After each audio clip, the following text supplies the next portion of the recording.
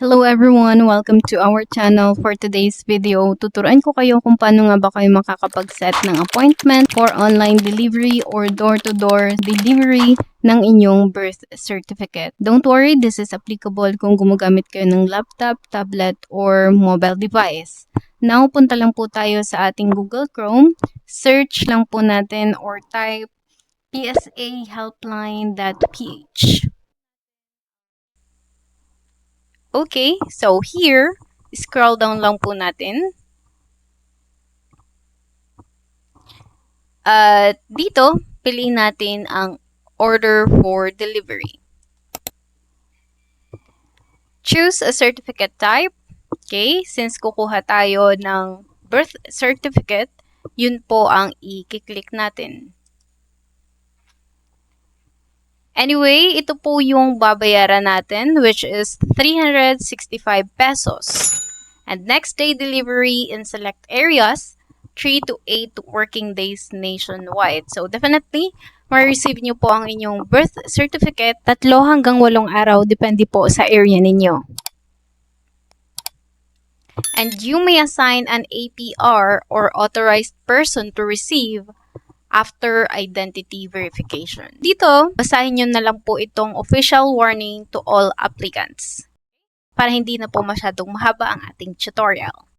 Now, pindutin lang po natin itong I accept the terms and conditions of the user agreement and privacy policy.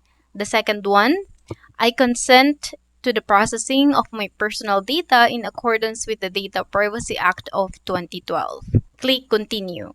Okay, who are requesting this birth certificate for? Para kanino po ba ito? Para sa sarili mo? Para sa mother mo, daughter, father, son, or spouse? Okay, for example, para sa sarili ko, just click myself.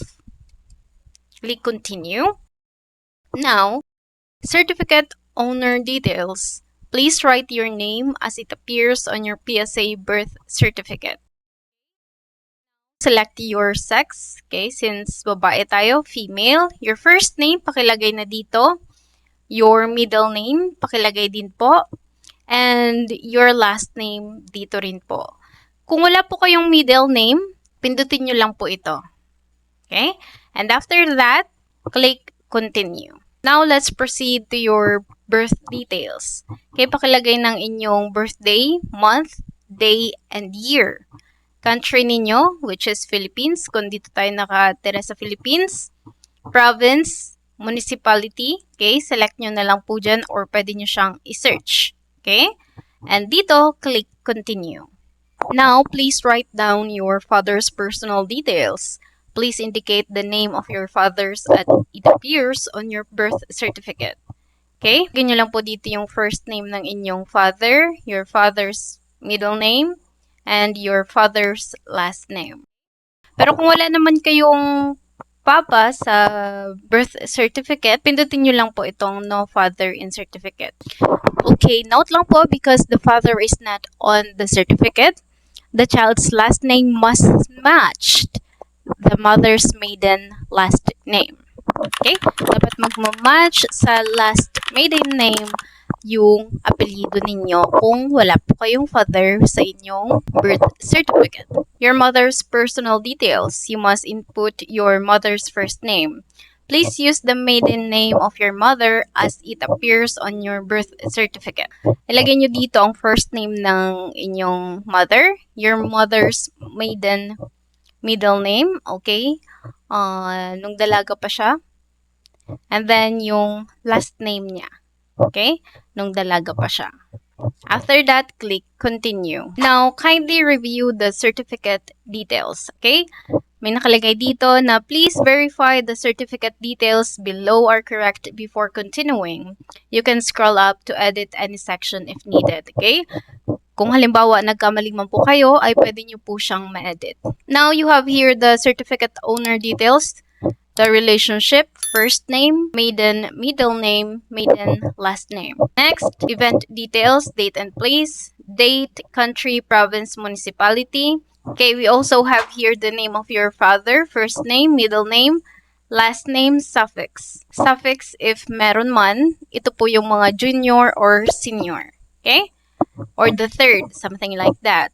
Sa mother naman po natin, nanditong first name, maiden middle name, and maiden last name. Click continue to your information. Dito po makikita nyo ang inyong personal details. Scroll down nyo lang po. Select ID type. Please make sure your name and birthday matches your ID. You must present the selected ID upon delivery. Piliin nyo na lang po yung valid IDs na gagamitin ninyo. And kung on behalf po na hindi kayo mag-receive, kailangan nyo po mag-provide ng authorization letter and mag-add na rin po kayo ng photocopy ng inyong valid ID. Number and then your email address. After that, click continue. Here, pwede nyong piliin what is the purpose of your request. If it's for passport or travel ba, school requirement ba, local employment ba, foreign employment, late registration, marriage, claims, benefits, or loans, and others. Kaya na guys, ang bahala na pumili. For example, sa akin is local employment na lang. Click continue. Now, you must input your delivery address. Sabi dito, here sa delivery address nakalagay, please specify the name of a person who may also receive your PSA certificate at your provided address. Our courier will look for you or this person. Pakilagay na po ng inyong house number and street name. After nyan, pwede nyo nang ilagay ang pangalan na mag-receive on your behalf kung hindi po kayo ang mismong mag-claim. Make sure lang po na mag-prepare kayo ng inyong valid ID and photocopy ng ID ng nasa birth certificate ninyo. Dito naman sa subdivision and building name, pwede kayo mag-add ng landmark. For example, in front of 7-Eleven, the market, something like that. Okay? Next, province, municipality, barangay, zip code. Who will receive the certificate? Nakalagay dito, I will receive it personally, kung ikaw mismo, or I will assign an authorized person to receive. Now, for example, ito yung i-click natin. Okay. Pwede po yan at pwedeng kayo rin. Okay? For example, I will assign an authorized person to receive. How many copies? Ilang kopya po ang kailangan? For example, 2. Okay? Now, let's click continue. Okay, now, pwede nyo nang i-review and submit ang inyong details. Okay? For example, na-verify nyo na siya. Scroll down nyo lang and click submit order. Now, ang babayaran nyo po lahat-lahat is 680 pesos. Okay? Now, click submit order. Here, kindly write down or take note of the reference number. Okay? Dahil kailangan po natin yan sa pag-track ng inyong order.